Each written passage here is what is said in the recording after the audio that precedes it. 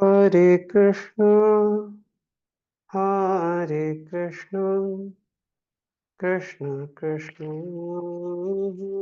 Hare Hare, Hare Rama, Hare Rama, Rama Rama, Hare Hare, Hare Krishna, Hare Krishna, Krishna Krishna, Hare Hare, Hare Rama, Hare Rama, Rama Rama, Hare Hare, Hare Krishna, Hare Krishna, Krishna Krishna, Hare Hare, Hare Rama, Hare Rama, Rama Rama,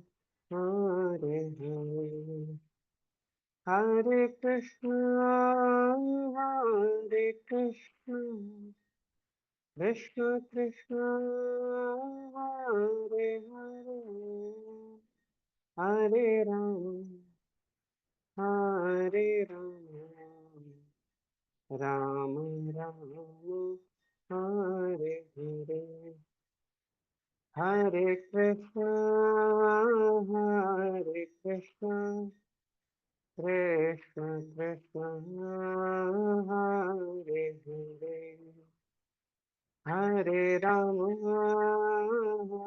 Hare Rama, Rama Rama, Hare Hare, Hare Krishna, Hare Krishna, Krishna Krishna, Hare Hare, Hare Rama, Hare Rama, Rama Rama, Hare Hare. Jaya Prabhupada, Prabhupada, Prabhupada, Jaya Prabhupada. Gurudev, Gurudev, Gurudev, Gurudev, Tagore Hari Bol, Hari Bol, Hari Bol, Hari Bol. नाम संकीर्तन की जय, श्रील प्रभुपाद की जय, निताय गौर प्रेमानंदे, हरि हरि बोल, हरे Krishna. Hare Welcome Krishna, to Shri Guru Prabhu. Srimad Bhagavatam. Yes, Prabhu. Prabhu, there is some problem with the camera of my laptop. So I am there. I will try to join some another device for the video. Okay, just for your information. Yes, Prabhu. So we have already discussed in yesterday's session. Basically, our discussion was about how Supreme Lord speaks to Daksha, and after Lord speaks to Daksha, we discuss how Daksha completes the sacrifice, receives the blessings of the demigods, and then there again the hint is given about how Sati again takes birth as a daughter of Mena or Menaka, and then we saw the Falshruti, and then we began with the chapter 8, wherein we discussed initially about lineage of Adharma, and after fourth verse there is fifth verse which gives Falashruti, that how if one hears this narration 3 times, then certainly one will be cleansed of the all sins in the mind. And then further we discuss about Suruchi chastising Dhruva. So after that discussion, almost till verse 16 we discussed. Now Prabhuji, Further we'll, yes, before we go ahead, can I ask a question too? yeah, first we'll have prayers and then we'll have questions. Okay. Sure. Yes. ओम अज्ञानतिमिरन्दस्य ज्ञानाञ्जनशलाकया चक्षुरुन्मिलितं येन तस्मै श्रीगुरवे नमः।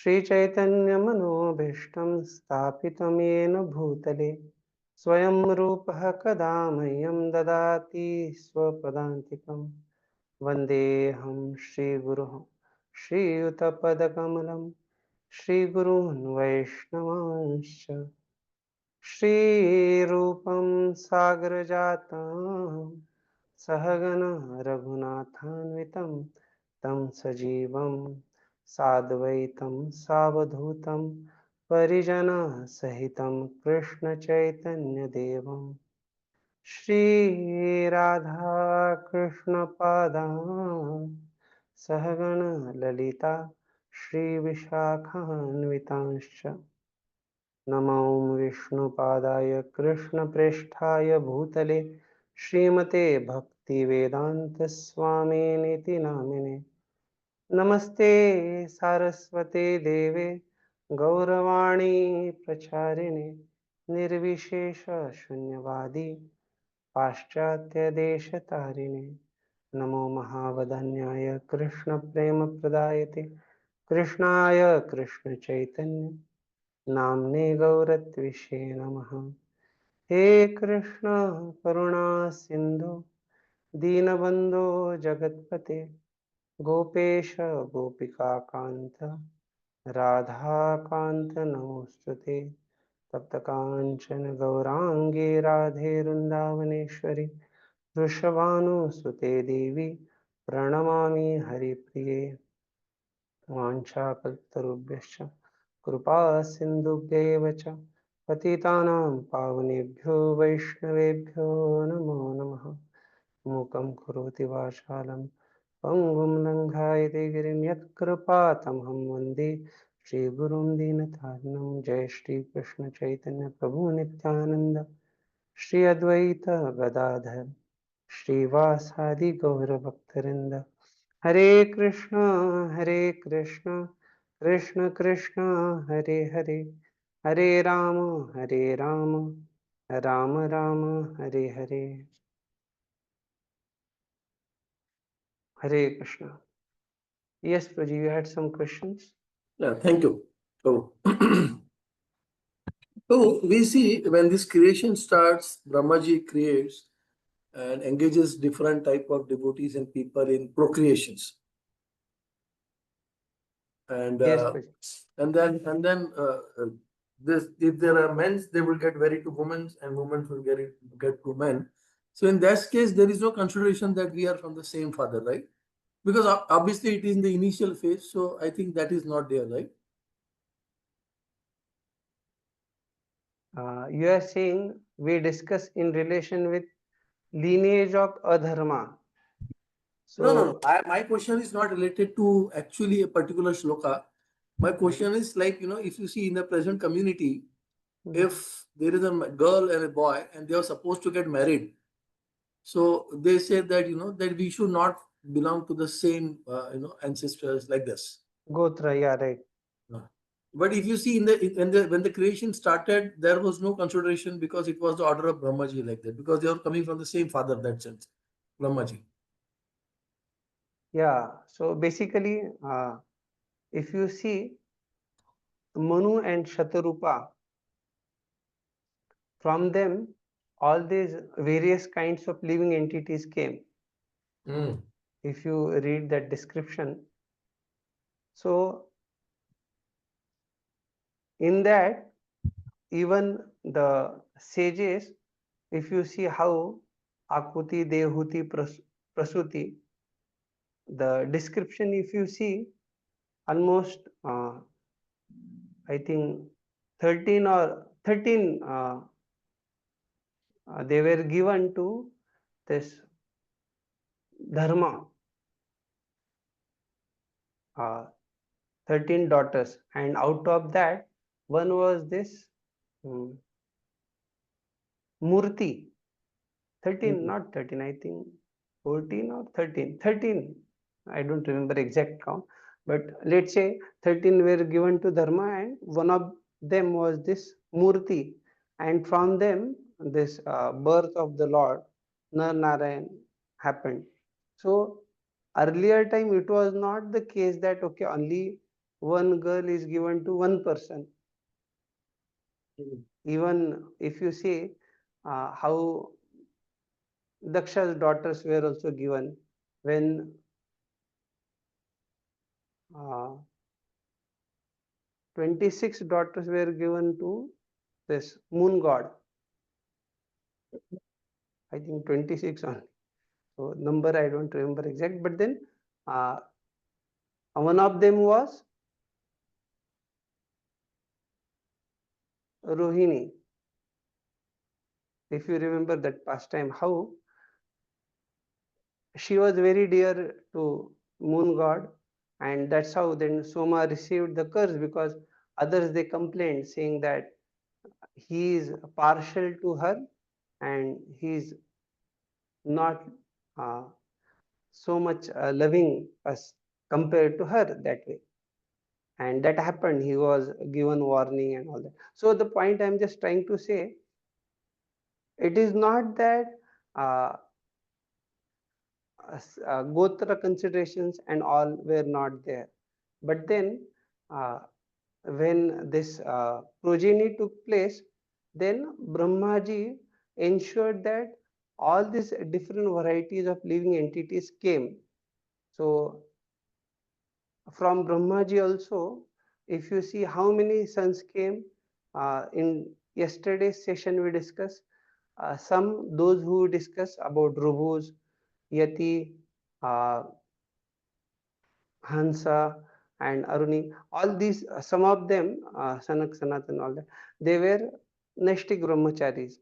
But others, those who were uh, like Daksha and others, those who were grihasthas or those who got married, actually they did their task very well, like no, they produced many, and accordingly then they were married to other uh, sons, like no, through Brahmaji, and then later further things there we find all these rules and all there followed, because so that it won't happen that this kind of thing like adharma, wherein we find person marries one's own sister, that won't happen. And that's why this lineage of adharma clarifies that it is improper that person marrying one's own sister. But then here in this case, even though uh, sons were born from Lord Brahma, still it was not the case that someone married to sister like that. Okay. Okay. So So Prabhu, in case of the rishis who were formed, who were actually who came out of Brahmaji, then different rishis, based on this rishis only this Gotra came, right? yeah, right. So then those who are from one rishi's generation, then they will marry the girls or boys are from other rishis, right? This is how Yeah, it right. went, right? Yeah. So now, Prabhu, if you see in the present situation, I don't know whether this is the platform to ask or not. Maybe if you don't feel consider, if you don't feel proper, you may object this question or discard whatever. In the present situation, if devotees or whoever, when they get married, they see if they are from the same kula or something like that. So sometimes they have a same surname also. But if they just see that, for another 3, 4 back generations, there is no relationship, or even 5, 6 generations, we don't see any relationship is there, and therefore they go for a marriage. So how proper is this? That is my feeling. They just have a common surname, that's all. Or maybe they belong to the same community also, Kshatriya or Brahmana, whatever it is. The point is not about surname. Point is about Gotra. No, even Gotra is same, let's see. Yeah, generally our consideration is based on Gotra, and if you see, even if surname is same, most of the time their surnames are same, but their background is different. Means uh, same surname, but they belong to different caste. So No, like let's that. say, Prabhu, I'm saying caste is same, community is also same. Yeah, so the But they point are is, not able to find out any relationship for last 5, 6 generations because before that no one knows who were actually who's like that. yeah, that is all right. But then point is, there is no question of having marriages within same gotra. The reason being that they have, like, no, if you see someone dies also, then sutak is there because they are from the same gotra. But sometimes there will be sutak for some members of family, and others, those who are not related, for them there is no sutak. Mm. So the point is what, that based on the blood relation, these considerations are taken, and from same gotra that blood, like, no, is coming. That's why they want to avoid it. And there are, like, no, some devotees, they give some scientific explanation also about it and all those Yeah, yeah, details. yeah. But then point is, if our system or our ancestors, they are saying that this is appropriate way, so better to go by that. And if there is no option, then we have to just pray to the Lord that we don't find any other suitable match, either boy or girl now, and we are conditioned. So give us some way, or if we get into this relation, kindly forgive. There is no Oh, other way to do I that. got it. No, because what has happened in recent times, there are some communities and castes. So there sometimes the surname and they are from same caste and community also. So they have become so, I mean to say the number has increased so much. Now to get them for a match in the outside community, they are not feeling comfortable. In the same community, they know that some 3 generations, something like this before they were having some common relationship. But now for last 3 generations, it has not been there. So now the volume has increased so much, and we don't want to go outside. So now they are in their pancha, or say in their own community have some senior people from communities. So they are deciding, sitting themselves. They are deciding, okay, let us allow situation, let us allow it. So they are doing it like this. So is it okay, Prabhu, like that? What do you? Yeah, basically, what are now those senior members, they are deciding, because we don't know the details. Like, actually, if you see, even for marriage, so many considerations. The match is seen based on the gunas, and what all things are there, which nakshatras are affecting. So many things they see. Nowadays, many people, they actually avoid it. Yeah, If you just to see, avoid any confusion, they are just they want to yeah, do it. So do it. some of the senior members in ISKCON, they suggested that if you speak in terms of spirituality, you say whether it is spiritual or whatever, then why to get married? You just chant and be happy, like, no, all that. But when you say that we want to get married, all that, then the point comes, because these are the dealings on material level. So whatever material considerations are there, they should be sought out based on scriptural guidance. So all those things should be seen. The matchmaking, patrika, whatever is there, everything should be seen. That's what they say, Yes, Prabhu. so that uh, it shouldn't happen that later people have to repent. And modern times, it is very common that Yeah. people, the way they come together easily, Mm. you know, this thing that, no, whatever, They depart also easily. yeah. So that's the problem. So that's why when Vedic system, we find these are done very systematically with lot of details. Then there is one thing that both of them, husband and wife, they understand that after so much consideration, somehow we have found some suitable match. And Mm. in that also, now whatever way there will be differences, we have to adjust. That is very clear for them, and that is Yes. in front of, like, no, society, everyone. So they are ashamed to act in a way which will be causing infamy, or, like, no, it is a shameful act that way.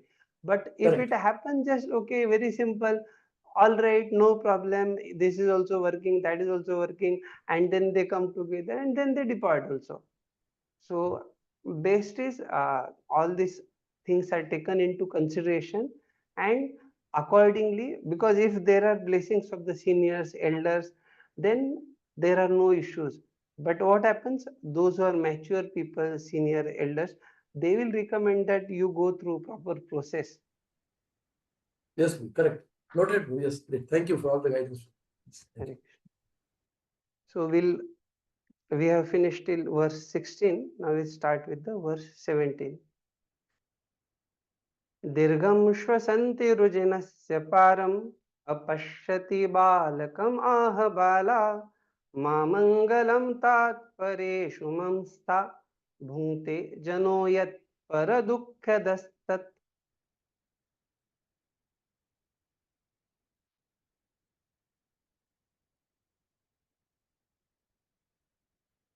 Someone need to read from the translation. I don't know what is the system. Yeah, generally, Prabhuji, devotee speaker, he reads the shloka and then some other devotee recites the translation and yes. selected purpose can be read. Yes, very good. Translation written by His Divine Grace A.C. Bhaktivedanta Swami Srila Prabhupada. Srila Prabhupada ki jai. She also was breathing very heavily and she didn't know the factual remedy for the painful situation. Not finding any remedy, she said to her son, "My dear son, don't wish for anything inauspicious for others.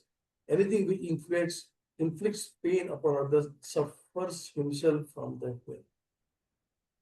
Yeah, so rujinasya dukkhasya, that is when here in the verse we see it is mentioned as dirgham shwasanti rujinasya param. So rujinasya, that is one who is herself in distress. Amangalam aparadham pareshu mamstaha. So there is no need to cause see that others suffer or go through inauspiciousness. यतः परेभ्यो दुःखं ददाति स स्वदत्तमेव दुःखं भुङ्क्ते. So we see if someone gives distress to others, causes suffering to others, that same person यह स्वदत्तम एव दुःखं भुङ्क्ते. So he himself will again reap the results of it. He will also go through suffering. So whatever suffering we cause to others, we will also have to go through those sufferings. That's why here Prabhupada has given this. Sridhar Swami also says. Verse 18. Satyam surucchavihitam bhavan me yad durbhagaya udare gruhitaha स्तन्येन रुद्धश्च विलज्जतेयां भारेति वावोढुम् इडस्पतिर्माम्.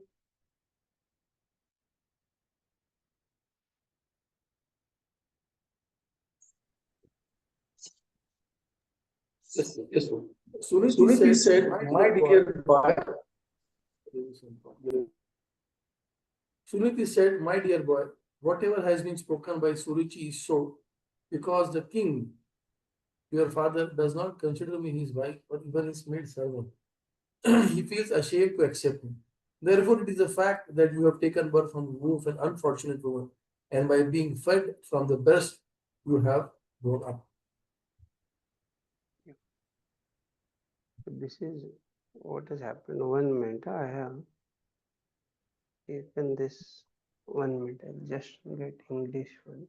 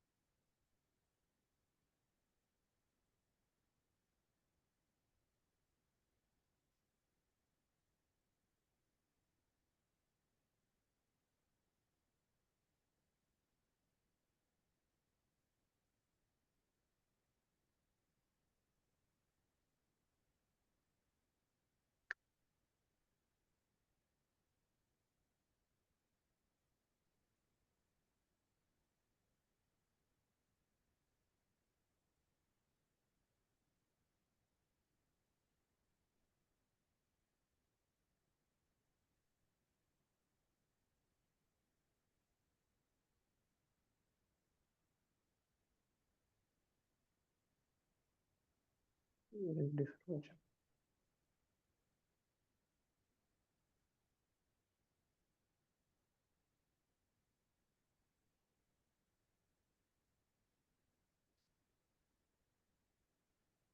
Oh, much.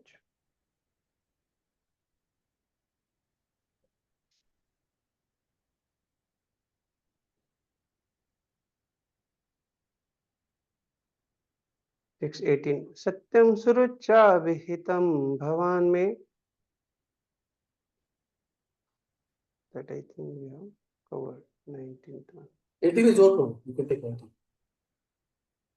आतिष्ठदत्तात विमत्सरस्त्वम् उक्तं समात्रापि यदव्याल्लिकम् आराधयादोक्षज पादपद्मं यदिच्छसे ध्यासनमुत्तमो यथा.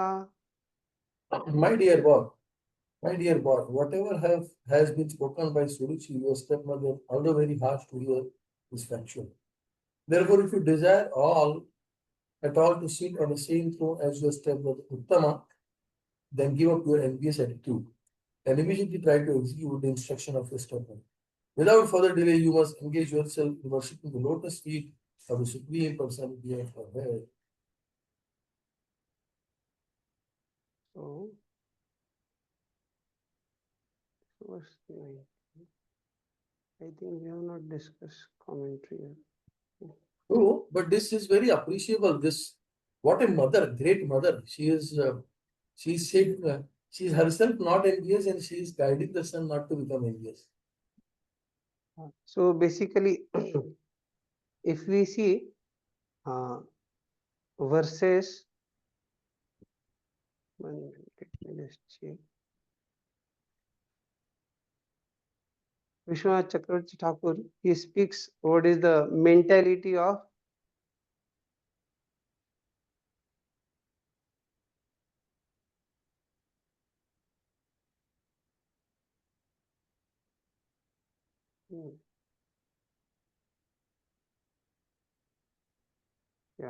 mentality of Suruchi. So comparing will have more depth, more clarity. Yeah. So this is about the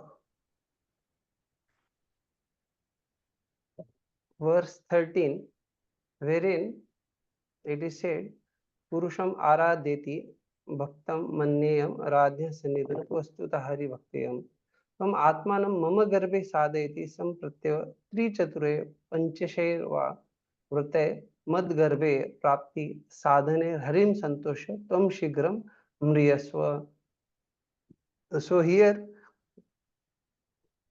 Suruchi is telling Dhruva that you perform austerities and you uh, attain the mercy of the Supreme Lord, satisfy him, and then Tom Shigram Riyaswa, you die as early as possible, so that tat mataram aham rudatim pashyayam ityam tavachamma cha sukam bhatviti bhava.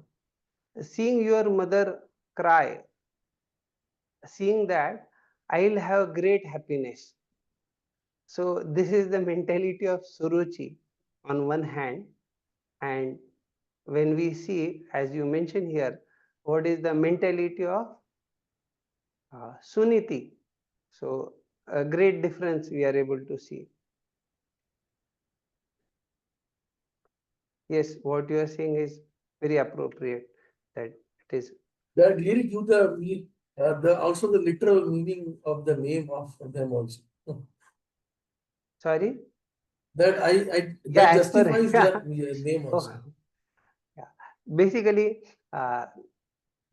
they are, as we say, they uh, meaning of their names are justified, or they sarthak kar diya, like no, they have made it meaningful. Okay. In last verse we could not discuss this commentary. For 18 verse, Sridhar Swami is saying,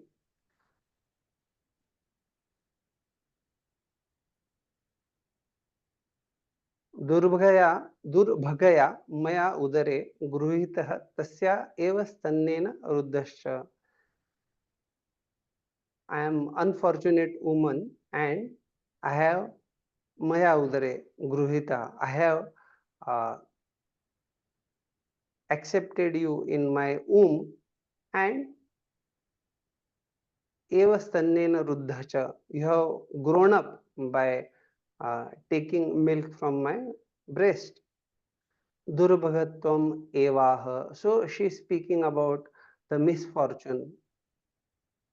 So याम मामे डस्पतिर भूपतिर भारती ओडम स्वीकर्तुम विलज्जते. So somehow she is saying this king, he is even not ready to accept me, what to speak of his wife, but even as dasi, va shabdat dasi ityapi. So, and he feels ashamed of it. Vilajjate.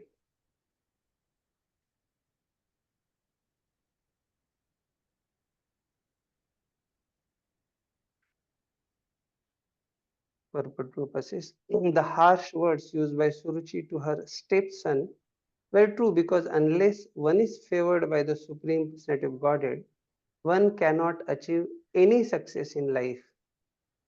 So Prabhupada says this famous thing. Man proposes, God disposes. That is, man desires. Unless and until person has desires, Lord, as per his, if he deserves, then Lord will sanction it. So man proposes, God disposes. Suniti, the mother of Dhruva Maharaj, agreed with her co-wife's advice that Dhruva engage himself in the worship of the Supreme Personality Godhead. Now, seeing, sometimes it is seen, if co-wife says something, or we see the example of mother-in-law and uh, daughter-in-law. So, Saas Bahu, when they have their dealings, if one party says something, another party wants to speak something exactly in opposition or exactly opposite thing. They want to do something else only. But here, Suniti, her heart is so magnanimous. She is accepting, she is saying whatever advice the co-wife she has given, and Samatra, that is, she is saying that she is also your mother. So she is giving him understanding that don't see her like with vengeful heart or with a wrong mentality. So whatever good she has, that advice she has given, accept it and engage yourself in worship of the Lord. Indirectly, the words of the Suruchi were a benediction for Dhruva Maharaj. For because of the influence of his stepmother's words, he became a great devotee. So Prabhupada is giving some clarity here that sometimes there is some turning point in life, and that turning point may sometimes be pleasing or displeasing. It may be normal or shocking, but then that turning point, if at that moment person sticks to the right injunctions, right path, follows right authority, then that misery can turn into great advantage. So here we find how Prabhupada is mentioning that those words, even though they were very painful and directly piercing the heart, but still they they were a benediction, and that caused Dhruva to become a great devotee. Text 22. 20. यस्याङ्घ्रिपद्मं परिचर्य विश्व विभावनायात् गुणाभिपत्तेः अजोद्यतिष्ठत् खलु पारमेष्ठ्यं पदं जितात्मश्वसनाभिवन्द्यम्. So with the continue, the supreme person of Godhead is so great that simply by worshipping his lotus feet, your great grandfather, Lord Brahma, acquired the necessary qualification to create this universe. Although he is unborn and is the chief of all living entity, he is situated in that exalted post because of the mercy of Supreme Person of God, whom even great yogis worship by controlling the mind and regulating the life air prana. Yeah. So here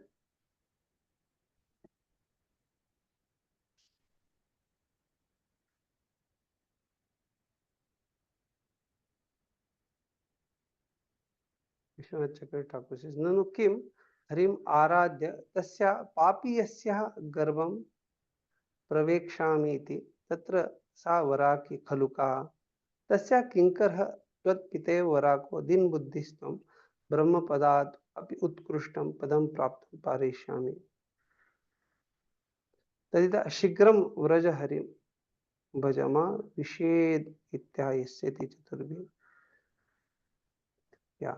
Now here she is saying, Akshep is taken that Kim Harim Aradhya.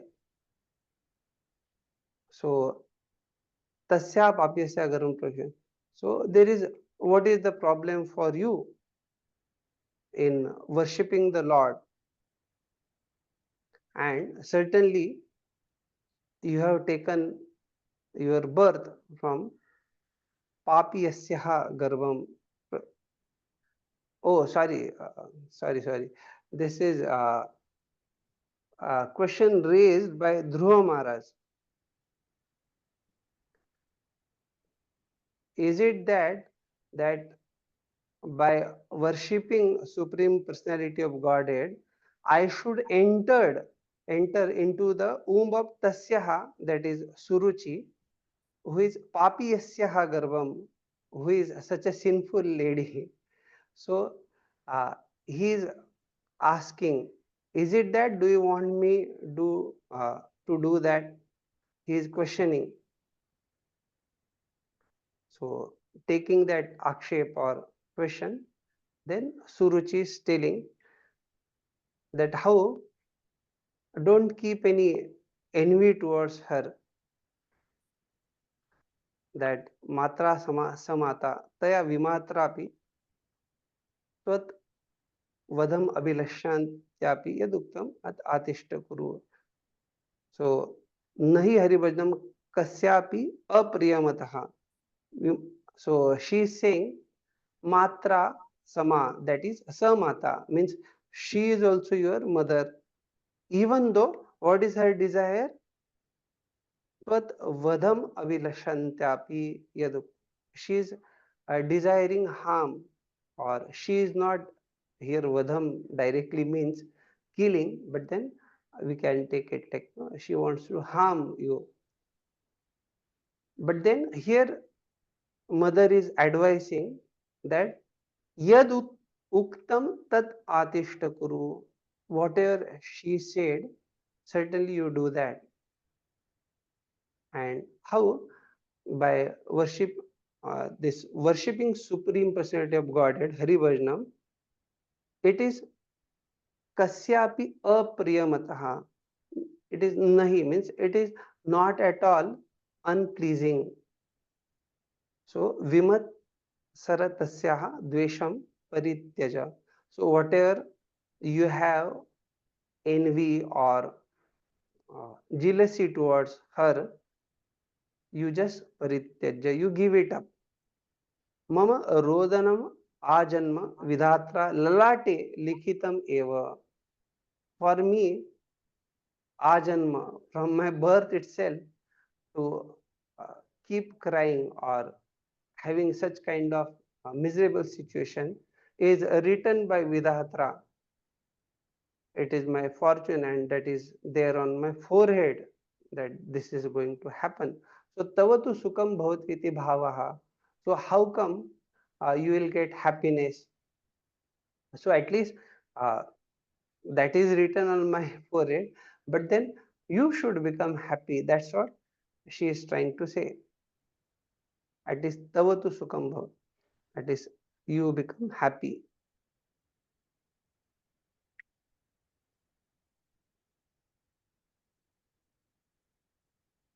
Okay. Now, further, he is inquiring about in this 20th verse, and there तस्या किंकरस्त्वत्पतिव वराकोदिन बुद्धिस्तम ब्रह्म पदात अपि उत्कृष्टम पदम प्राप्तुम पारयिष्यसि. So now he is saying, I don't want such kind of father also who is as such kinkarastvatpati eva varako. He is the servant or like he is the as we say henpecked husband, or he is actually dina buddhis, dina buddhi, that is, he is mentioned here as foolish. And why? Because she is also that kind of lady, and because the father is her servant, so he is also dina buddhi. That is what he is mentioning. So now, considering this situation wherein he doesn't want to get into the womb of Suruchi, and he doesn't want such kind of father again. That's what his mentality, Vishwanath Chakravarti Thakur says. So, but if you are desiring the even position which is better, Brahma Padat Abhi Utkrishtam, even the greater than the Lord Brahma, then Tadita Shigram Vraja Harim Bhaja Ma Visheditya Yasyati Chaturbihi. So in 4 verses this will be explained by her, and she is saying that Shigram Vraja Harim Bhaja. So as early as possible you start worshipping Supreme Personality of Godhead, and Ma Vishideti, that you need not make sorrow or don't lament.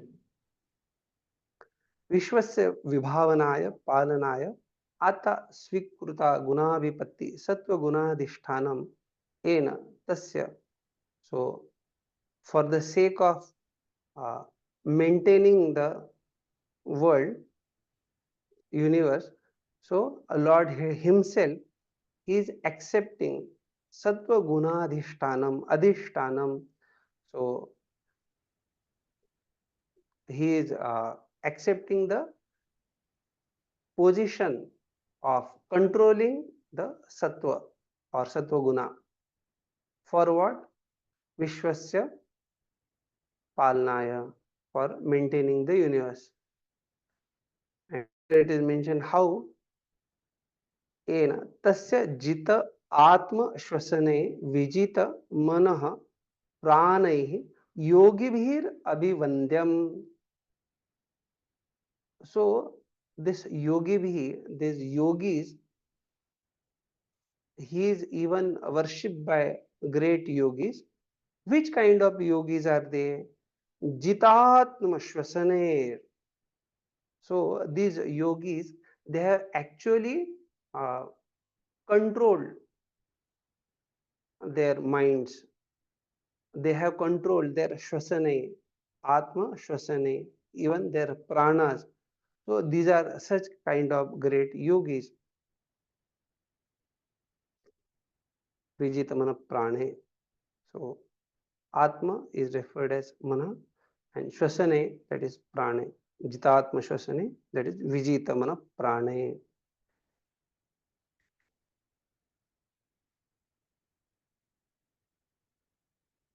But Suniti cited the example of Lord Brahma, who was Dhruva Maharaj's great grandfather. So Prabhupada explains how, even though Lord Brahma is a living entity, but by penance and austerity, he attained that great position by the mercy of Lord. To become successful in any attempt, one not only has to undergo severe penances and austerities, but also must be dependent on the mercy of the Supreme Personality of Godhead. So this is like Damodar Leela, we understand two fingers. One is endeavor and another is mercy. So Prabhupada ji has explained here about what kind of endeavors. So successful in any attempt. So that is whatever endeavors one may make. So it is not possible unless one undergoes severe penances and austerities. So greater the success one wants to acquire, greater he undergoes severe penances and austerities. So it is applicable in all the fields.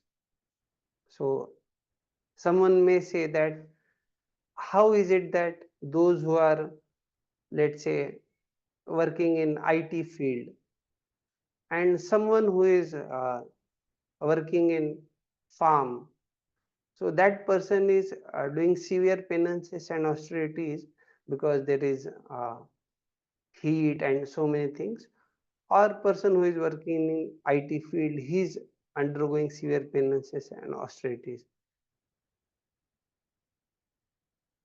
How to understand? Purpose, Yes, purpose. yeah. So the point is what? Whether the farmer is he undergoing comparatively higher degree of penances and austerities or not?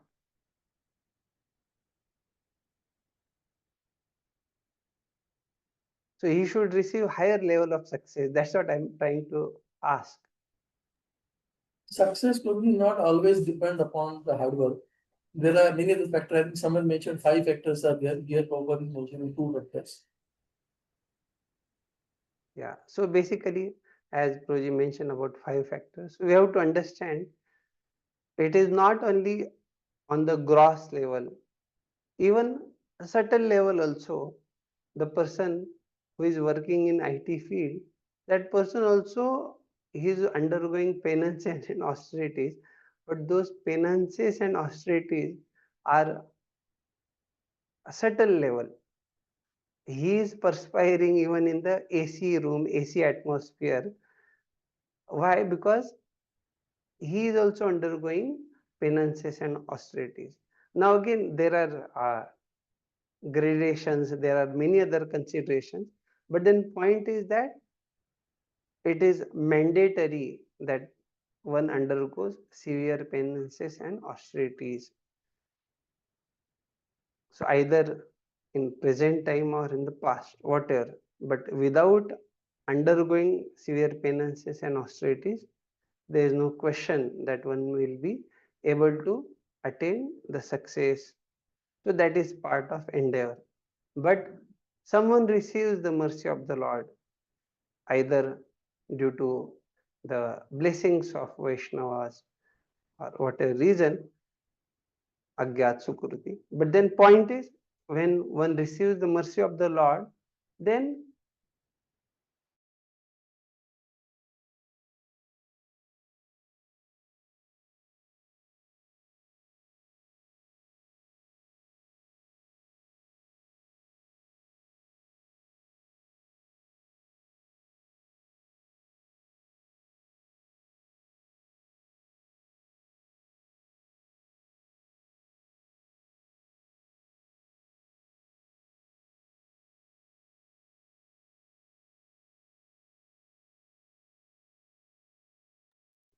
I don't know if others are able to of hear. success. Sorry, Prabhu, there was a breakage in the sound and we couldn't hear it. Oh, so basically here the understanding is that whatever success one wants, accordingly one should put one's endeavors. If one wants success in the devotional line, devotional field, then accordingly one must please the devotees of the Lord. Tadiyanam Samarchanam. So this indication had been given to Dhruva Maharaj by his stepmother and was now confirmed by his own mother Suniti. Text 21. तथा मनुर्वो भगवान् पितामहो यमेकमत्या पुरुदक्षिणैर्मुखे इष्ट्वाभिपेदे दुर्वापमन्यतो भौमं सुखं दिव्यमथापवर्ग्यम्. I have already read 4. I think some other devotees can read other 4. Either it can be alphabetical. Some classes they have alphabetical system. Some places the class coordinator himself messages that no, this person will read first. So whatever your system, you Hare can Krishna. decide. I will read.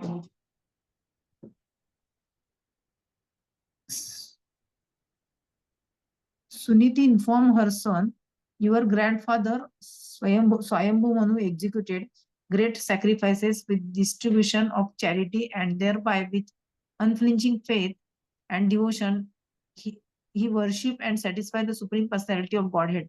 By acting in that way, he achieved the greatest success in material happiness, and afterwards achieved liberation, which is impossible to obtain by worshipping the demigods. Siddhar Swami says, Ekamatya sarvantaryami drishtya. That is,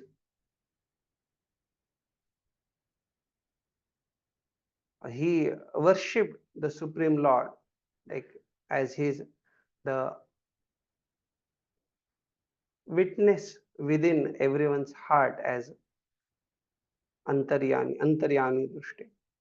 By that vision, he saw every Supreme Lord as the super soul within everyone's heart, and that way, here it is mentioned that Manu he worshipped the Lord. Tata Manurvo, ekamatya. That is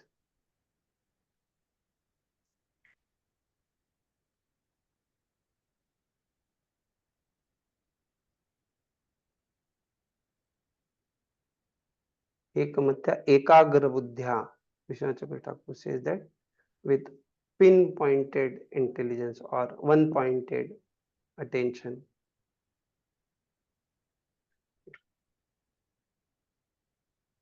The success of one's life is measured by one's material happiness in this life and liberation in the next.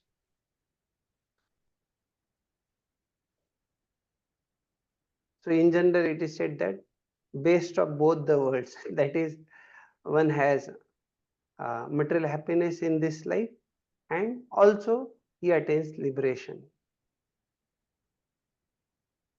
So how is it possible?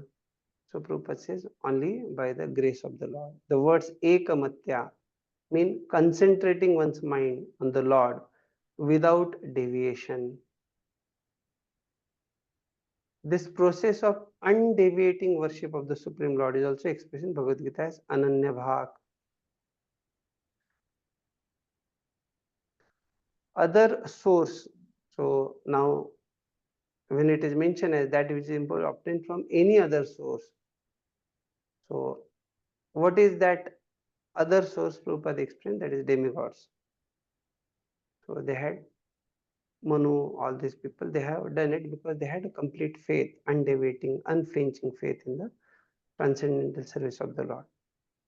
One who diverts his mind to worshipping many demigods to obtain material happiness is considered bereft of intelligence. Can someone say what is the word, this bereft of intelligence?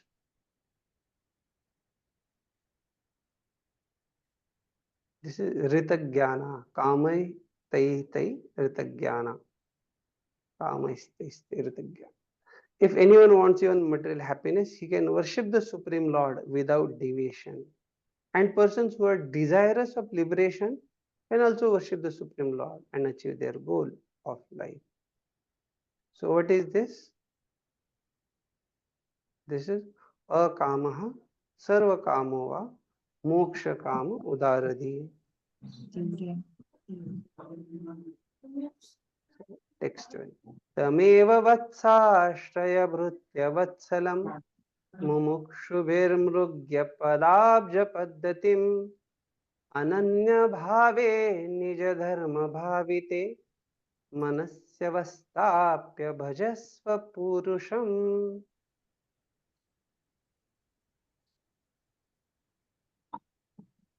My dear boy, you also should take shelter of the Supreme Personality of Godhead, who is very kind to his devotees. Persons seeking liberation from the cycle of birth and death always take shelter of the lotus feet of the Lord in devotional service, becoming purified by executing your allotted occupation. Just situate the Supreme Personality of Godhead in your heart and without deviating for a moment, engage always in his service. Yeah. So here Sridhar Swami saying Mrugya Pradabjayoho Paddatir Margo Yasya Tam Eva Ashraya Sharanam Raja. That the way those who are seeker of liberation, they take shelter of the Supreme Lord alone. Like that, you also take shelter, Tadha Bhajasva, and take to the devotional service of the Supreme Lord. Na anyasmin bhavo, yes, tasmin. So, there is no need of anyasmin, like no, worshipping anyone else. Nija dharme bhavit.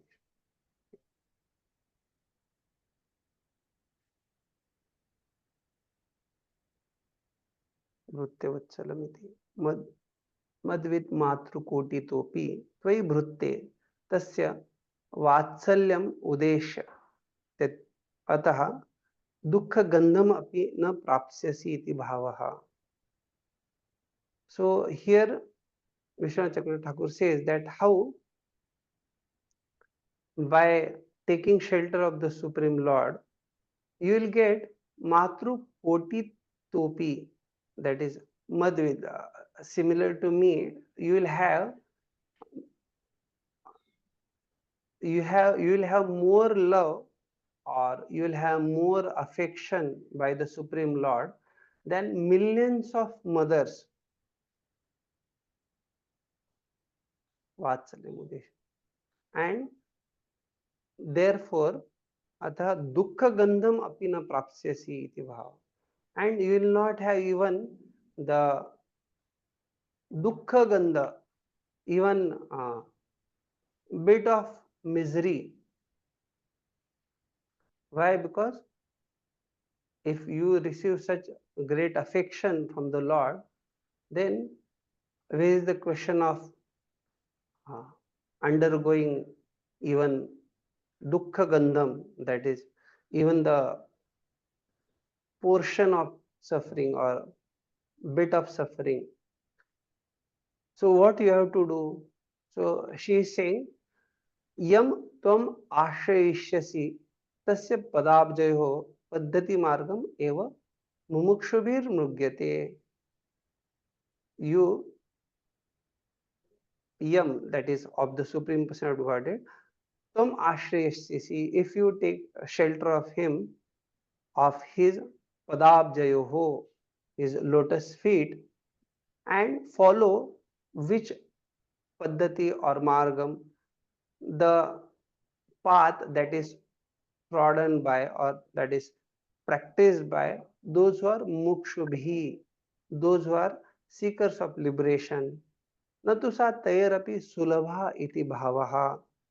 So that's why she is saying it is not easily attained. Natu sulabha. It is not easy.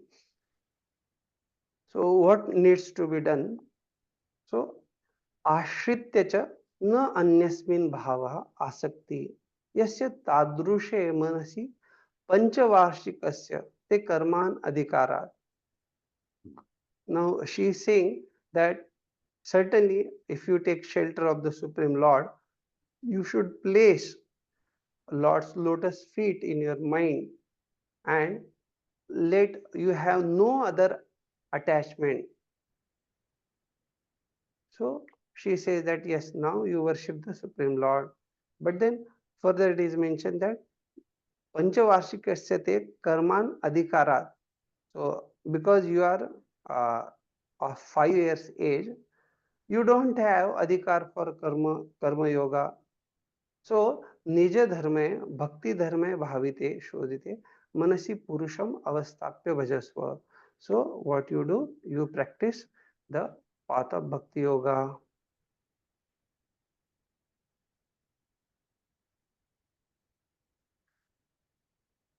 But the system of bhakti yoga described by Queen Suniti to her son is the standard way of God realization. Everyone can why someone can say why this is standard way of God realization. Prabhupada says, you can see translation.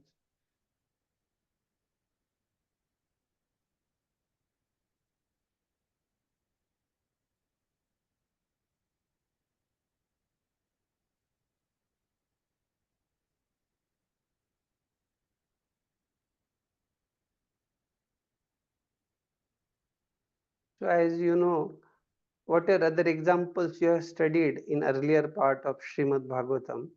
You see, Narad Muni also did the same thing. All great personalities, they followed same procedure. So that's why Prabhupada says that the system of Bhakti Yoga described by Queen Suniti to her son is the standard way of God realization. Everyone can continue in his constitutional occupational duties and at the same time keep the Supreme Personality of Godhead within his heart. So, what is this? What here Prabhupada is mentioning?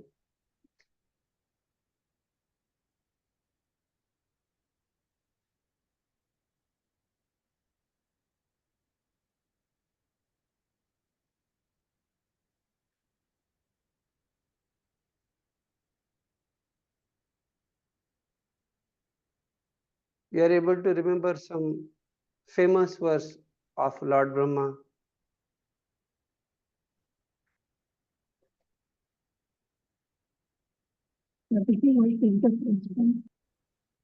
Yes? What is the question? Oh, there is based on what we have saw here, what Prabhupada has given here. Everyone can continue in his yeah. Sthane sthita shruti katantanuvang manoabhi. So based on that, right? So Prabhupada further says that this was also instructed by the Lord himself to Arjuna in Bhagavad Gita. What is this? Mam anusmara yudhyacha. So go on fighting, but keep me within your mind. That should be the motto of every honest person seeking perfection in Krishna consciousness. So when it is mentioned, she is mentioning Bhrutya Vatsala. That is how Supreme Lord is very kind to his devotees. And in general, this is one more thing is there in relation to this. What is that? Here Bhrutya is mentioned. Another is Bhakta Vatsala. So Lord is Bhrutya Vatsala, Lord is Bhakta Vatsala. She said, you come to me crying, having been insulted by your stepmother, but I am unable to do any good for you. Now, if we see how long Suniti is giving advice to Dhruva Maharaj, if we see this incident happened and this child Dhruva is coming, so how long it will be? Is it for 2-3 days, 1 day, few hours, few minutes? How long will it be?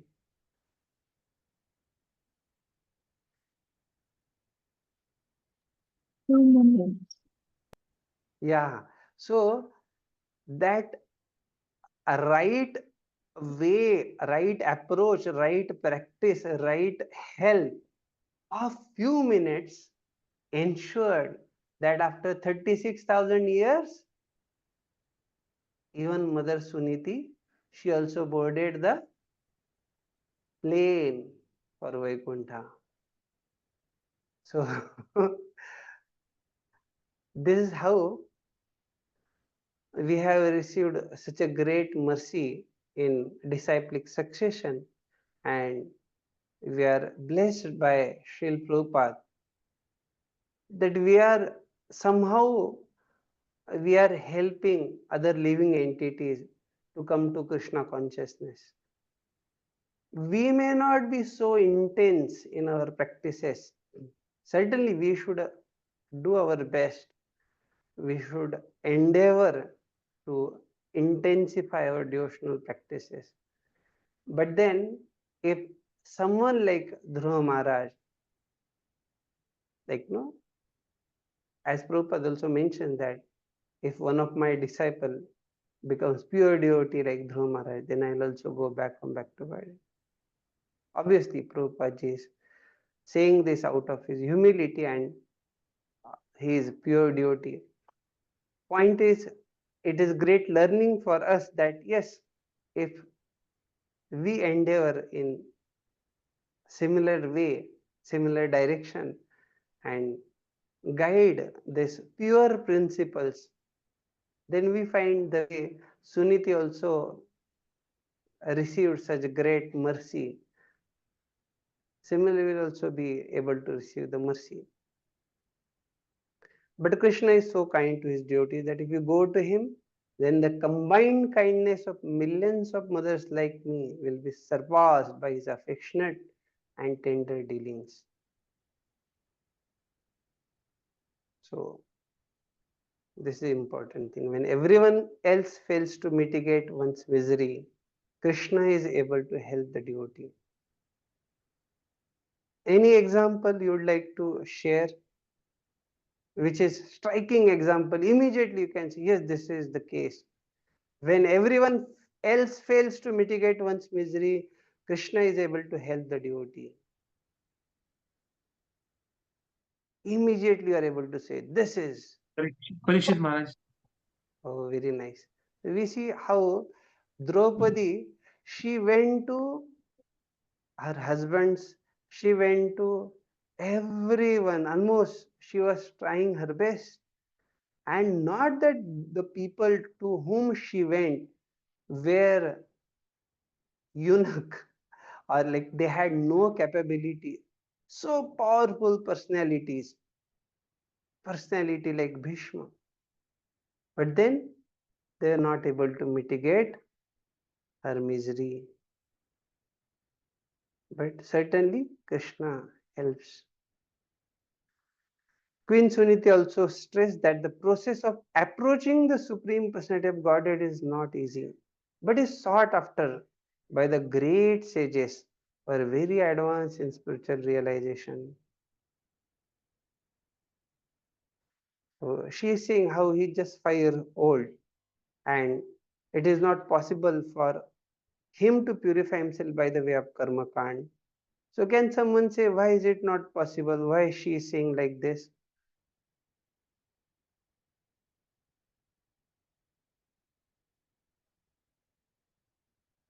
Is question clear? Why Suniti mentioned this? Why is it so? Why it is not possible to purify by karma kand? Because he was very small and he did not have any like opulent position. He had no. Any capability to do any yajna and all these things.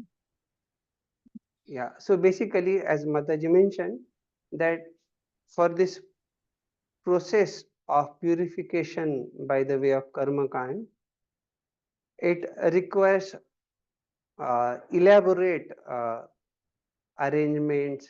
It requires a lot of uh, things involved into it.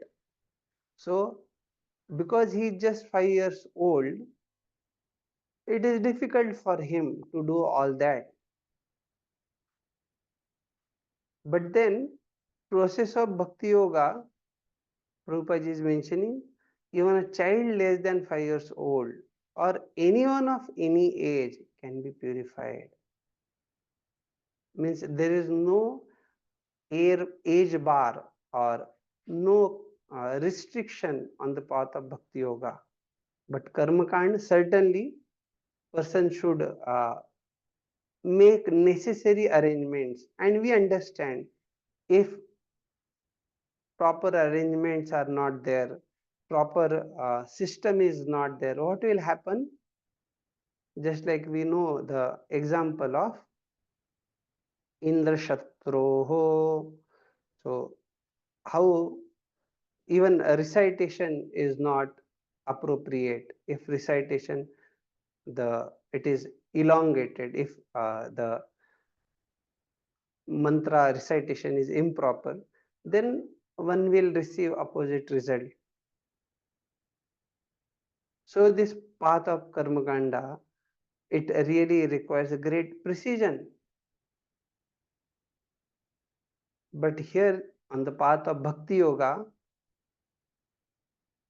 we know even if person instead of Vishnave, he says Vishnaya, what happens?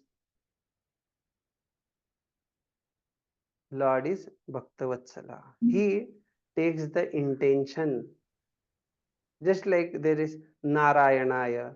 So instead of for Vishnu, instead of saying Vishnave, he will say Vishnaya. So sometimes some people while applying tilak also, they don't know what is appropriate mantra. So instead of saying Om Vishnave Namaha, so they'll say Om Vishnaya. So certainly on that's why on the path of bhakti yoga there are these things like person has that that consideration is given. So that is the special significance of bhakti yoga. Therefore she advised him not to accept worship of the demigods or any other process, but simply to take to the supreme person of godhead, and the result would be all perfection. As soon as one places the supreme person of godhead within one's heart, everything becomes easy and successful. प्रविष्टः कर्णरन्ध्रेण स्वानां भावसरोरुहं धुनोति शमलं कृष्ण सलिलस्य यथा Sharat. What will happen? Everything will become easy and successful. Text 23.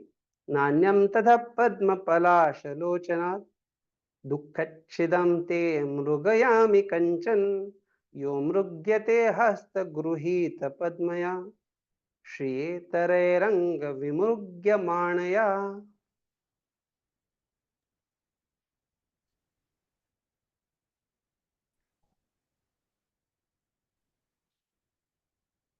I do not find anyone who can but the Supreme Personality of Godhead, whose eyes are lotus petals.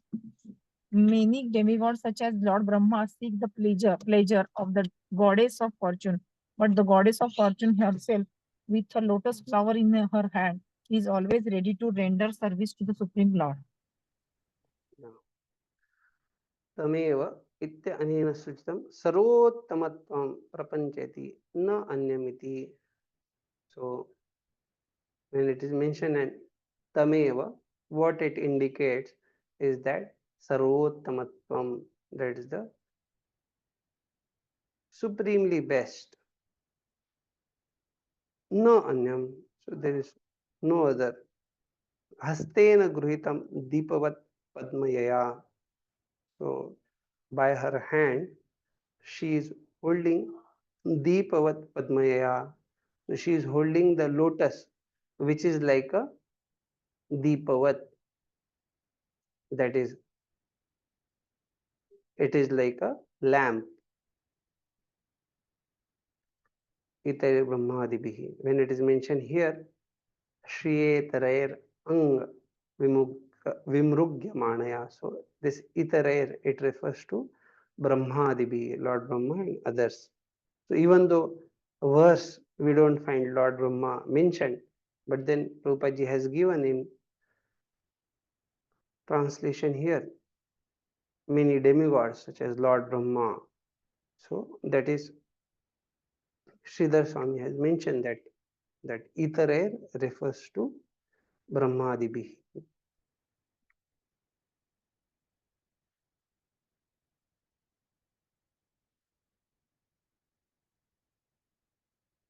सुखाराध्यस्य सुखाराध्यस्यापि देवांत देवतांतरस्य नश्वर फलदायित्वात् तद तद्दुःखं निर्मूलयितुम् असमर्थस्य. So for the sake of happiness, if someone worships the demigods, then they are simply able to give the fruits which are nashwar phala, that is the result one obtains, that is not eternal, that is not permanent, it is temporary. And that's why dukkam nirmulitum asamarthas.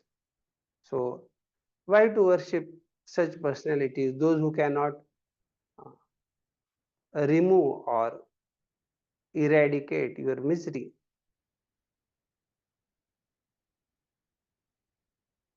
तस्य दृष्टिपात. Yeah, so tasya drishtipatenaiv tapta tvam शीतली भविष्यसीति भावः हस्ते गृहीतं दीपत् पद्ममिह इति ब्रह्मादि. So tasya drishtipatenaiv. So when here it is mentioned as tasya drishtipatenaiv, that is the glance of the Supreme Lord, you will be able to become Shitali Bhavishyasiti, that you will become Shitala or you will become cool.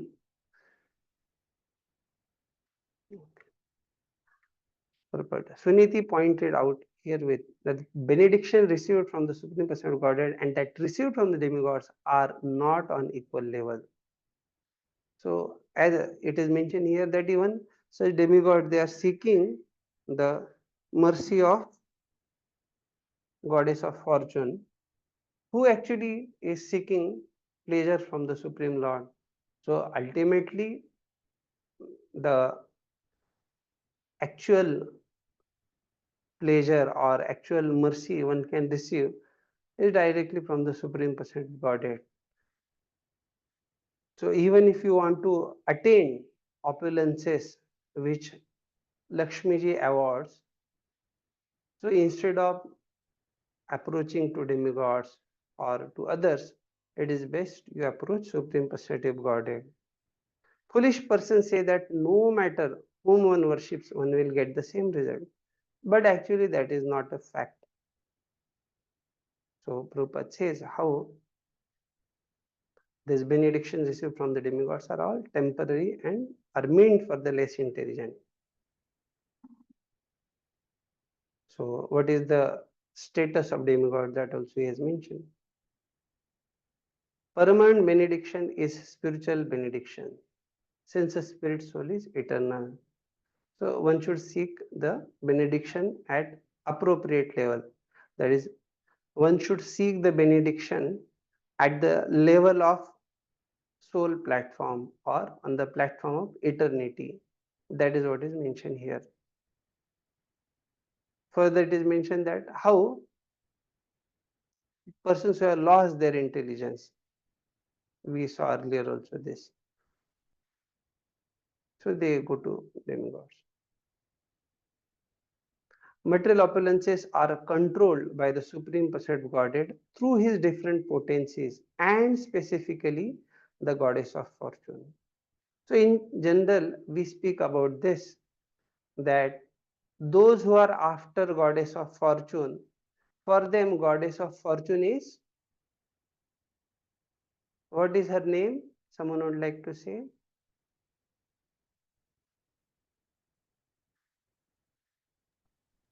We say Prabhu always. Chanchala. Chanchala, very nice. So she is Chanchala. So it is difficult for them to have her. But when they worship Supreme Lord, that is only one place where she is she has permanent residence. So that's how devotees are most intelligent. Even the highly praised demigods worship the goddess of fortune, but the goddess of fortune, Mahalakshmi herself, is always seeking the pleasure of the Supreme Personality of Godhead. Yeah, as he was desiring opulences. So she advised that go to Supreme Lord. Although pure devotee does not seek benedictions from the Supreme Lord for material advancement, it is stated in Bhagavad Gita that the pious persons go to the Lord even for material benedictions. That also we have seen. Akamo Sarvakam. And this about pious persons. What is this pious persons? Chaturvida bhajanti mam janah sukrutino.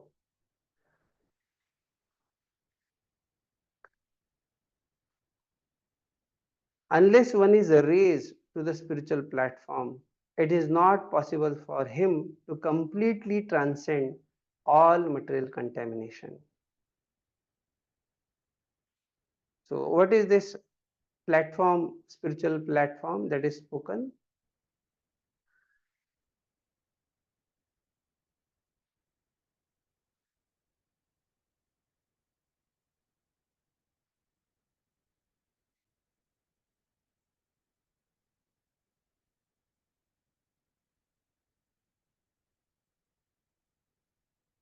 So, even on the level of material goodness, one has not actually transcended all material contamination. When one comes to the platform Vishuddha Sattva, then only it is possible that one transcends all material contamination. Suniti, the mother of Dhruva, was a far seeing woman, and therefore she advised her son to worship the Supreme Lord and no one else. And it is mentioned that Lord has lotus eyes, Padma Palash Lochana. Prabhupada says very nice thing here. When a person is fatigued, if he sees a lotus flower, all his fatigue can be immediately reduced to nil. That is, his fatigue is gone. So it is about lotus flower. And what to speak of one who is having lotus eyes, Pundarikaksh. Similarly, when an aggrieved person sees the lotus face of the Supreme Personality of Godhead, immediately all his grief is reduced. So a lotus flower is also an insignia in the hand of Lord Vishnu as well as in the hand of the goddess of fortune. So Lord Vishnu also has Shankha Chakra Gada Padma, that Padma, that is lotus flower, and goddess of fortune, she also is having lotus flower in her hand. So Prabhupada says, those who worship them together are certainly very opulent in all respects, even in material life. Here Prabhupada quotes this verse from Srimad Bhagavatam 11.5.33, which means that the Lord Shiva and Lord Brahma also offer their respectful obeisances unto the lotus feet of the Supreme Personality of Godhead, Narayan. This nice verse. Deyam sada paribhavagnam abhishtadoham तीर्थास्पदं Shiv विरिञ्चिन्नूतं शरण्यं भृत्यान्निहं प्रणतपाल भवाब्धिपोतं वन्दे महापुरुषते चरणारविन्दम. So भृत्यार्तिहम, Bhrutya, that is his servant, and his arti, what is distress? He removes all distress of his servant.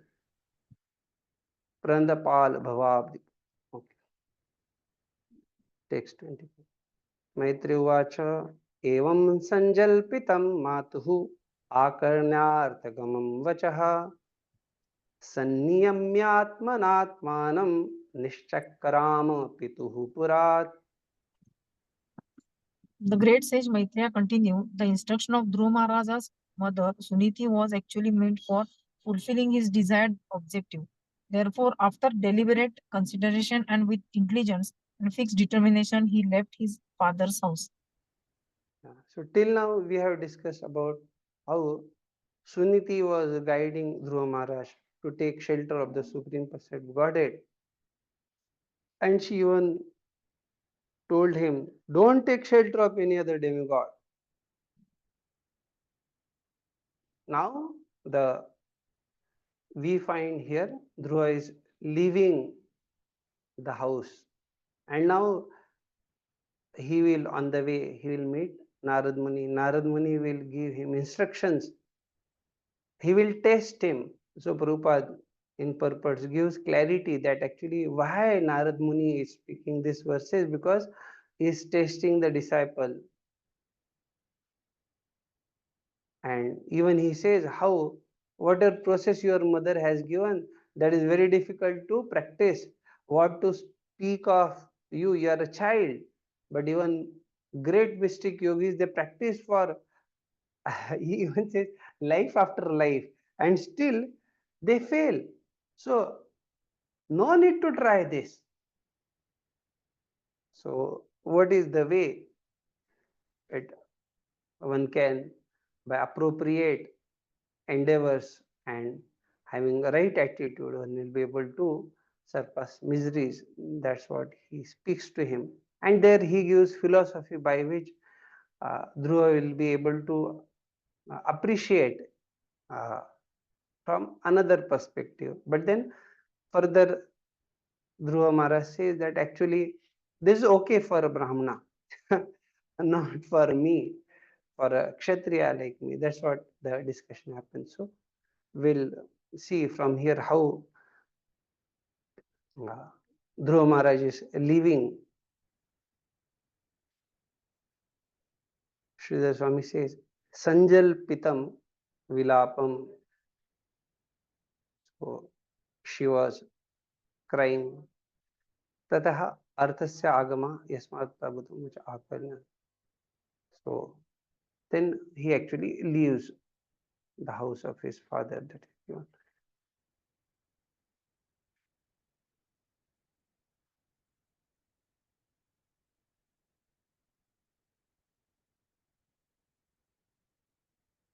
Vishwanath Chakravarti Thakur says, Praha.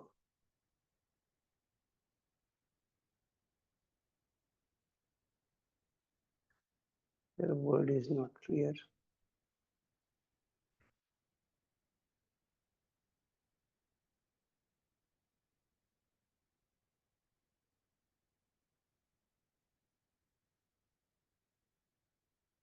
Okay.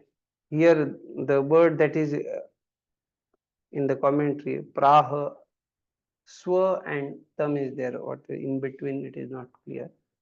So we will go ahead.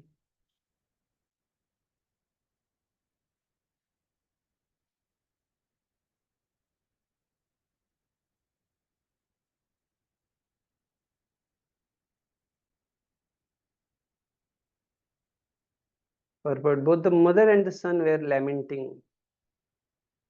Dhruva Maharaj is having been insulted by his stepmother, and his father's not having taken any step on this issue. So both the things here need to be noted. One thing is, it is okay that she insulted, but in general in family life, there is a person who is head of the family who is responsible for taking care of all such kinds of issues. And here the father is not ready to take any step or ready to resolve the issue. So there was no way, and that's why they were lamenting. So Prabhupada says, mere lamentation is useless. One should find out the means to mitigate one's lamentation. So we find whenever there is problem, so a Brahmana, what will he do? Brahmana will try to find out the scriptural injunctions by which that problem can be resolved. Kshatriya will see how he can employ his strength, and with that he can solve the problem. A Vaishya we'll certainly see whether by means of employment of money that issue can be resolved. But then a Shudra, what will he do? He'll simply lament. So mere lamentation is useless. One should find out the means to mitigate one's lamentation. So what is said here, as we discussed, what is the meaning of this?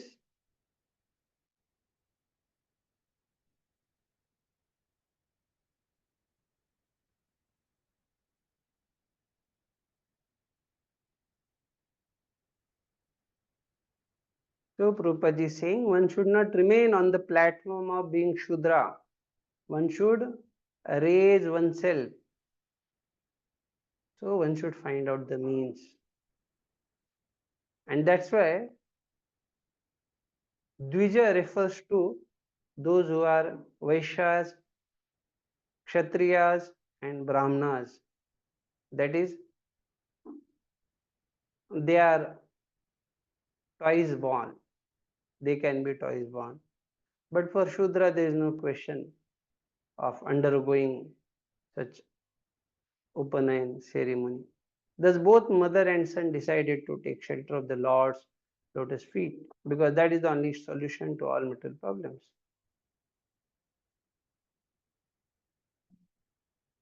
Now, how he left, that is mentioned. It is the instruction of Prahlad Maharaj also. Vanam gato yat harim ashrayeta. So, going to forest. And Prabhupada says for Gaudiya Vaishnava that Vanam is Vrindavana.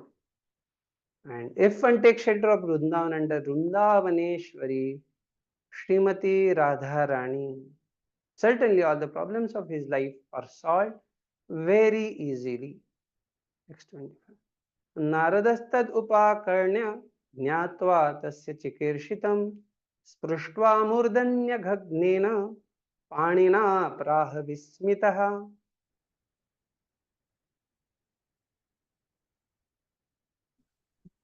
Hare Krishna, I have completed shloka, 4 shlokas. Someone please continue.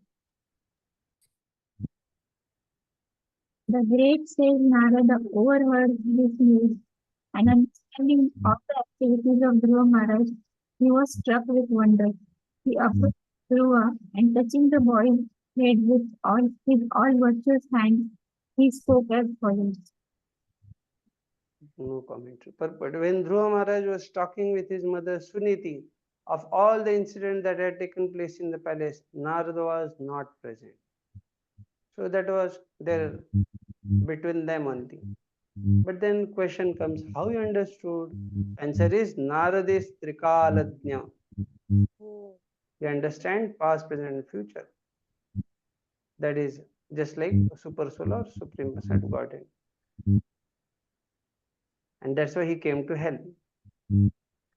And it may be explained in this way. Now another way that is explained is because Supreme Lord is present in everyone's heart.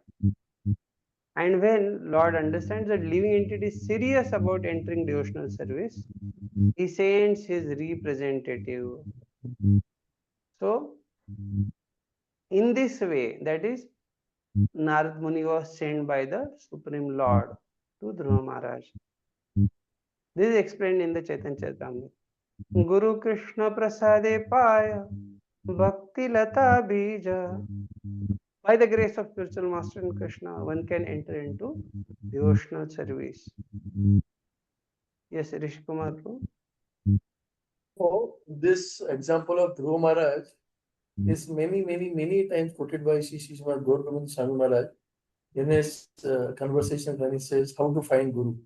He said if you are crying for Krishna, then Lord will make arrangement for you. I give the example of Dhruva always. He was crying for the Lord, whatever way it was, but he was actually searching for God, and how Lord arranged Narad Muni to come to him. Another example he gives of Bilu Mangal Thakur also. How Lord Muni arranged. Yeah, Lord's kindness. And when Lord is arranging this way, it is actually that person also should be honest and determined. So they hear all the verses that further Prabhupada speaks. He speaks about that only, that in one sense Narad Muni was trying to say that at this age no need, you can become like no grown up person, and as per varnashrama it is obvious that no, that person takes to this path of uh, practicing uh, sannyas vrat and all that. So obviously there you have scope, why to go for this now? So that is true what you are saying, that that's why he is very special, because he is highly determined.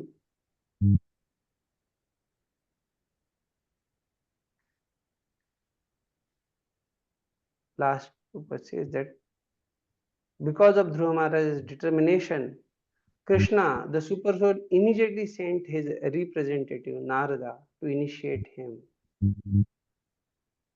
Text 26. Aho tejah kshatriyāṇāṃ mānabhangam amrushyatāṃ balopyayam mridādhatte yat samatu asat vachaha. The qualifications, the wonderful art of powerful prayer. They cannot tolerate the great infringement upon their prestige. Just imagine, boy, only a small child, yet harsh words from his stepmother proved unbearable to him. Aho tejah prabhavaha. So tejaha, that is referring to how glorious the kshatriyas are. So what is their prabhav? That's what he is mentioning.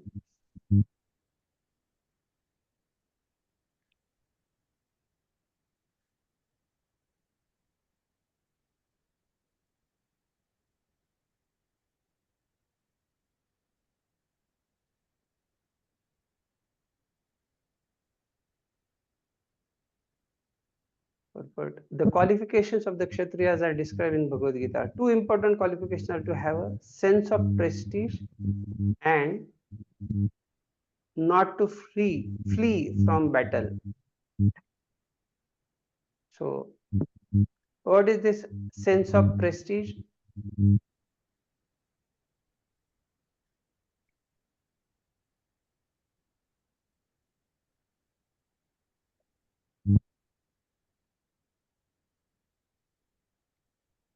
Is it Prabhu that they belong to a particular community or a lineage? Why?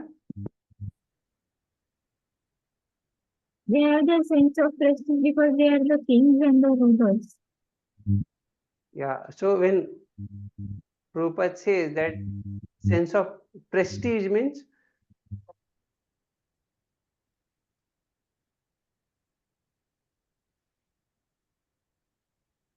what we say as such one's own,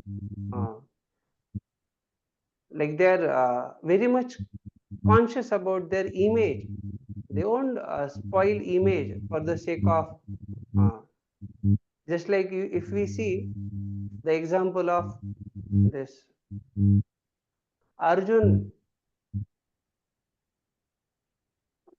Do you remember what happens when Brahmana comes to Arjuna, and that time Draupadi and Yudhishthir Maharaj, they were there, and that place only the weapons were kept. If Arjuna approaches, goes there, then he has to actually follow the law that he will have to go to the forest. And on another hand, we find Brahmana came and he is in trouble. So what is the duty here of Kshatriya? What should he do? He helps the Yeah, so we find what Arjuna did. Arjuna actually, even though he knew that he will have to follow all that, still they don't want to lose their prestige. So he accepted, okay, no issues. Even if I'll have to go to the forest, but then I'll ensure that I protect the Brahmana. So this incident not only once it happened, even when Arjun he went to Dwarka, that time also it so happened that one of the Brahmin came and Brahmana was actually not to say blaspheme, but then he was criticizing the king very heavily. He was saying that I am not doing any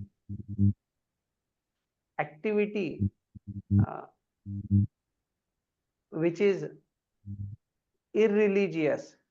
So certainly if my newborn child is dying, so the responsibility rests on the king, and he would go to the king and take the dead child or dead body of the child. So it happened not once, twice, 9 times. So almost 9 years it was happening. He was giving, criticizing the king. So the point is what? That time when Arjun was there, so he actually spoke about what is like no how these people they are not doing anything and all that. So that is a detailed story, but point is here that certainly he took up that challenge, and then further all wonderful pastime happened. So similarly here, when we find Prabhupada is mentioning that there is a sense of prestige, so that is called as Ishvara Bhava. What is that Ishvara Bhava? That he actually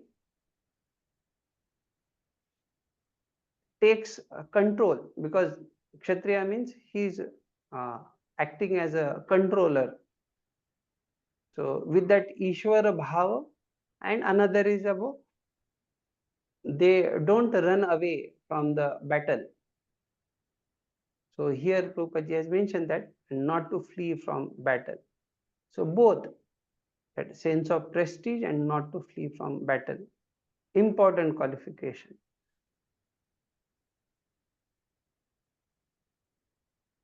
That's why even most of the places will find that Arjuna's name they mention as Vijaya and all that. And when it happens that like the pastime wherein Arjuna promised that if I am not able to protect the Brahmana's son, then I'll enter the fire. So actually he was entering fire, he was ready to enter the fire, but then Lord Krishna stopped him. He said, I know, and then further things happened.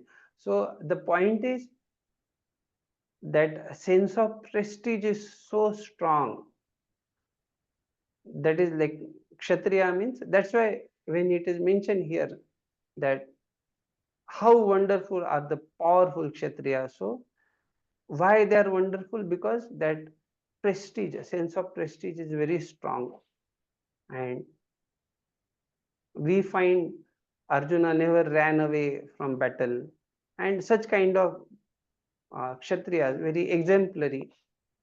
Rather, the fight goes on for days together.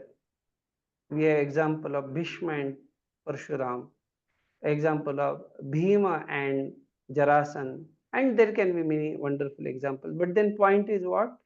This is sense of prestige. Otherwise, someone may think that, oh, why to take so much trouble, body is paining. So, but then no, they don't flee away from the battle. Yuddhecha people are. It appears that the Kshatriya blood within the body of Dhruva Maharaj was naturally very active, and because there is that sense of the prestige, sense of prestige. So when Mother Suruchi spoke, so it was unbearable for him.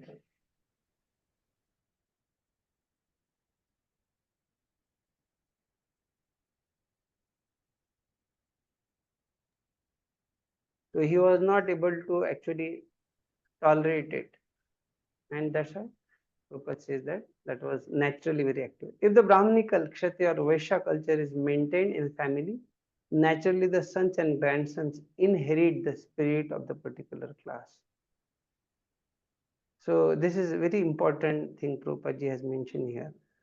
That if that culture is maintained, then obviously the future generation, progeny, that they inherit the same spirit. And sometimes people say that, yes, we accept it is guna karma vibhagashaha. Then what is the significance of birth in particular family? Someone would like to say, as we say, it is not as per birth. In our presentations, lectures, often we speak this जन्म कर्म नहीं गुण कर्म विभागशा चातुर्वर्णमया सृष्ट गुण कर्म. So that's what we speak loudly, boldly, and we say everyone is welcome. So what's the significance of birth? That maybe due to the previous karma, Sorry? the karma or the qualities in the previous life. Yeah. So basically we see that if one gets birth in particular family, we understand Shuchinam, Srimatam, and so many other things are mentioned. So if person has taken birth in particular family, then he has this advantage of inheriting the spirit. Even though the son of doctor is not doctor, unless and until he is trained. But then what is the advantage? He has all those facilities. He is given that kind of training culture from the beginning. So certainly when Prabhupada is mentioning this, it is important to understand that yes, it is easy for them, if they are properly maintaining that culture, then to inherit the spirit of the particular class. And that's why when people they hear stories from uh, Mahabharata and Vedic scriptures, sometimes they see, oh, you are saying that it is not as per birth and all. But now how is it that no? Yes, this is the son of Dronacharya. You are saying he is Brahma Bandhu, but then he is still accepted as Brahmana. And all that people start speaking. So it is very important to understand that this facility to inherit that spirit is available, and person can very easily be trained in that particular class. That's why Prabhupada says there is a reformatory system, and that too it is maintained very rigidly. If one fails to observe the reformatory measures current in the family, one is immediately degraded to a lower standard of life. What is this degradation? It's like Brahma Bandhu. Yeah, Brahma Bandhu, Dvij Bandhu, accordingly. Text 27. Narad Uvacha, na, yes, Rishi Kumar. Yes, bro. What I was saying that this Varnashram system is practically getting disturbed and demolished everywhere out of the country. There is no question, but even in India, it is very much getting disturbed and getting deployed. But one thing in India, it should be still appreciated that too, that there is a chastity of woman too. That is something very great. Lives in India, I can see this. Yeah. We keep on fighting, but there is chastity concept still in India. When we say that something is maintained, but if we don't endeavor to maintain other part of culture, then whatever is remaining, that can also get destroyed easily. Why it can get destroyed easily? Because modern times, the media, the access to media is very easy, and in general, the just like the even in whether it is Bhagavatam class or elsewhere, these things are very openly spoken. These are the this is the weakness of a man, this is the weakness of a woman, all that is spoken. And earlier time it was the case that knowledge was given to the right people, as we know that the example of how if the monkey is given the knife and he has already drunk and whatever, and even he is like no beaten by, say, what you call it as bichu. So the point is that kind of situation, monkey will create havoc. So similarly, the people, those who are ignorant, they are having access to everything online or whatever in different ways, and they are taking advantage of it for the sake of, not for uh, making things better, not for betterment, but for increasing degradation, causing havoc. And that's why you will find that even though you may say this part is nice, but then there are many such examples wherein very easily uh, women are becoming a trap of the people, those who are meat eaters, lusty rogues. And why they are becoming a trap? Because the weakness that is portrayed or that is understood by them, they work upon it. They ensure that if there is some family, the wife is beautiful, then they will see that husband goes to the work for so many hours. Certainly she must be feeling alone, and they will ensure that somehow they will entertain her, and they will even entertain her husband also, saying, showing that how we are nice and all that. And somehow all this nonsense is done, and then they pollute the women. So how is it possible? Because modern times, the system that was practiced earlier, that who is eligible to understand what, means right people were given right kind of education. But modern time, that is not the case. So the point is, certainly we have to ensure whatever best we have, to retain it, we'll have to find out proper means, proper ways by which we can protect whatever best we have, and what we are losing, that can also be safeguarded. But then what you are saying, yes, we should appreciate whatever good we have, encourage them, and at the same time we have to ensure that we don't lose the culture that we have, the Yes, best bro. things, best practices that we have. Yes, bro. Yes, bro. Thank you. So I don't disagree what you are saying, but at the same time, you understand the situation is very bad in modern times, and it is not one Yes, bro. example, Very much. one place.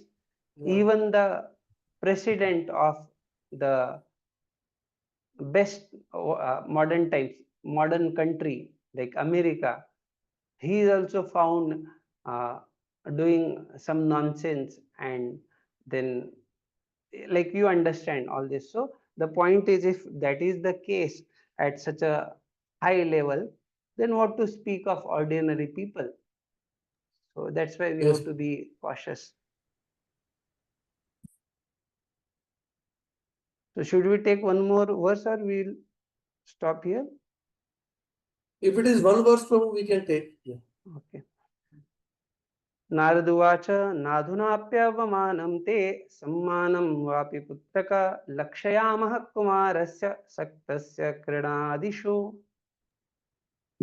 The great sage Narad told Dhruva, "My dear boy, you are only a little boy whose attachment is to sports and other frivolities. Why are you so affected by words insulting your honor?" Yeah, Sridhar Swami, no commentary on this. Vishwanath Chakravarti, no commentary. Okay. Purport. Ordinarily, if a child is rebuked as a rascal or fool, he smiles and does not take such insulting words very seriously. Similarly, if words of honor are offered, he does not appreciate them. But in the case of Dhruva Maharaj, the Kshatriya spirit was so strong that he could not tolerate a slight insult from his stepmother, which injured his Kshatriya prestige. So, Mana Bhanga. So, he was actually feeling greatly insulted. So, in general, in practical life, we find, yes, this is true, that children, they are not much bothered and they start playing also, at least till the age of 5. So, what is the reason that this kind of thing is seen?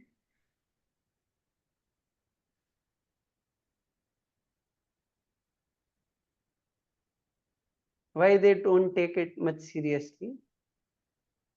Because they don't have their own identity and such. Yeah, identity is there. Point is, they don't have that kind of spirit. Means they, whatever culture is inherited, they are not so much strongly rooted into it. Here, the case of Dhruva is different, wherein he is so much uh, imbibing that spirit that he cannot tolerate such insult. And that's why Prabhupada is mentioning that insult is not from some outsider person.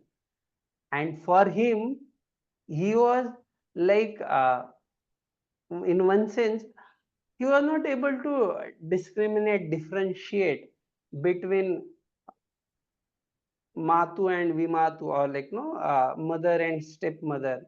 Actually, when she ensured that, do you understand that you have not taken birth from my womb? Or she actually showed that no, you are not like no belonging to us, you are someone else and you are of lower category. Whatever. This way she was just trying to show him that you are not at all qualified for Nrupasanam, sitting on the lap of your father. So that kind of thing, when he understood, and even though he understood that oh, this is mother, she is speaking like this, still he could not tolerate it, because that Kshatriya prestige or that spirit was so strong. That's what Prabhupada says. And for others, ordinary children, this kind of thing is not there. They will just, someone speaks something, even though it is very hurting, piercing, and then they will give some chocolates or some sweets to eat. Immediately, okay, they forget that what was spoken and all. So that's why Prabhupada is saying that whether they are good words, words of honor or insult, they don't care about it. Rather, they are not so serious about it. But for Dhruva Maharaj, he actually took it seriously. Okay, we'll see next Saturday from text 28. Any questions?